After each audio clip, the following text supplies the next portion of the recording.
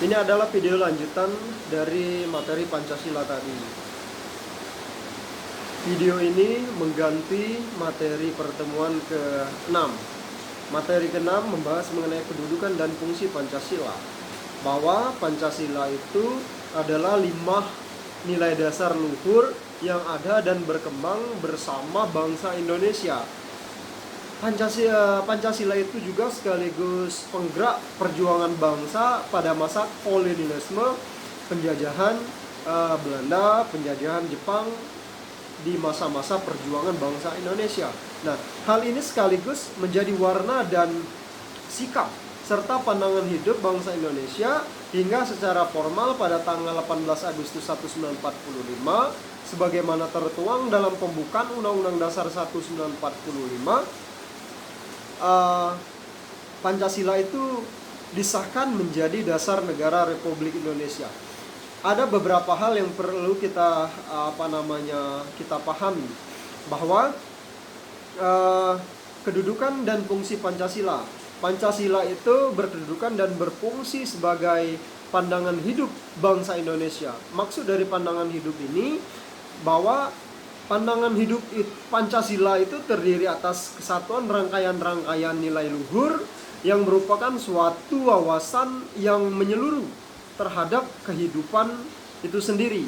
Nah, pandangan hidup itu berfungsi sebagai apa? Jadi Pancasila itu adalah pandangan hidup yang mempunyai fungsi sebagai kerangka acuan baik untuk menata kehidupan diri pribadi maupun interaksi antar manusia dalam masyarakat serta alam sekitarnya.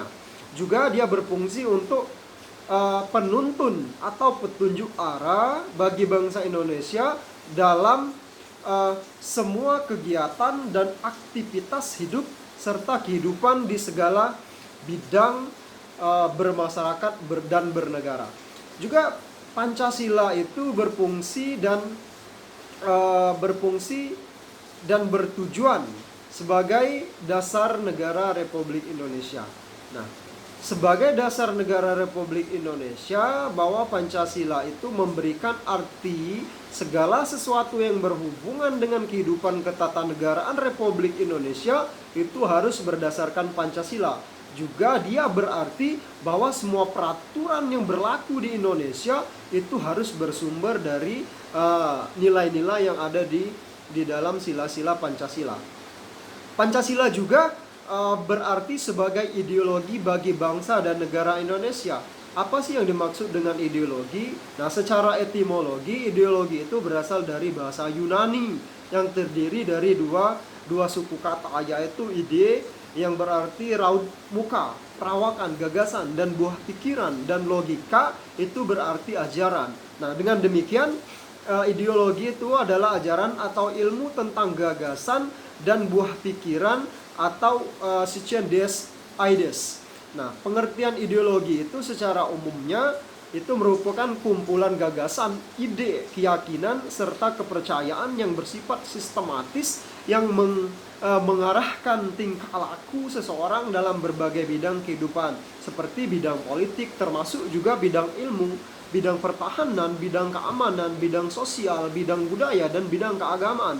Nah, makna Indonesia, makna ideologi negara itu dalam arti ciri-ciri negara atau cita-cita yang menjadi basis bagi suatu teori atau sistem kenegaraan untuk seluruh rakyat Indonesia, itu bersangkutan pada hakikatnya dia bersangkutan dengan asas kerohanian yang antara lain mempunyai berbagai macam ciri-ciri. Misalnya itu ideologi mengenai derajat yang tinggi sebagai nilai hidup, kebangsaan, dan kenegaraan. Nah, selain ideologi ini sebenarnya ada berbagai macam ideologi yang ada di dunia, tapi kita tidak membicarakan mengenai ideologi yang ada di dunia. Untuk poin pertemuan ke-6 ini kita membahas mengenai ideologi Pancasila. Ideologi Pancasila itu bersifat terbuka. Dia menerima ideologi dari yang lain, tapi Pancasila itu akan memfilter apapun ideologi yang masuk ke Indonesia. Oleh karena itu adik-adik mahasiswa sekalian, ketika paham atau ideologi dari luar, ideologi dari timur, ideologi dari barat, ideologi dari belahan dunia manapun masuk ke Indonesia, jangan langsung ditelan mentah-mentah.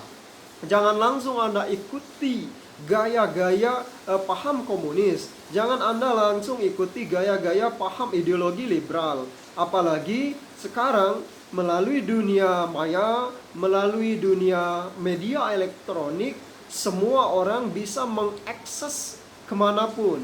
Semua orang bisa membuka berita, membuka informasi, membuka semua apa yang diinginkan melalui gadget yang mereka punya. Nah, dengan ideologi Pancasila, Anda bisa melihat, menyaring.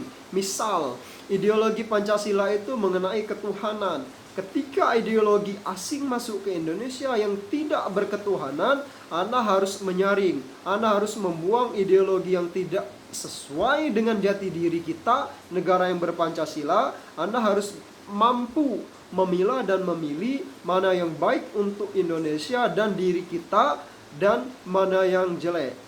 Saat ini gaya ideologi barat itu sudah merasuk ke lini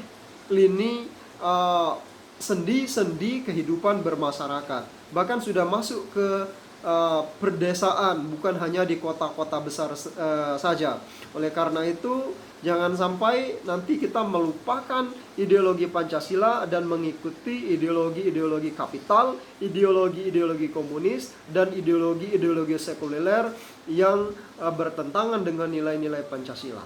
Kita lanjutkan ke materi 7 di video selanjutnya.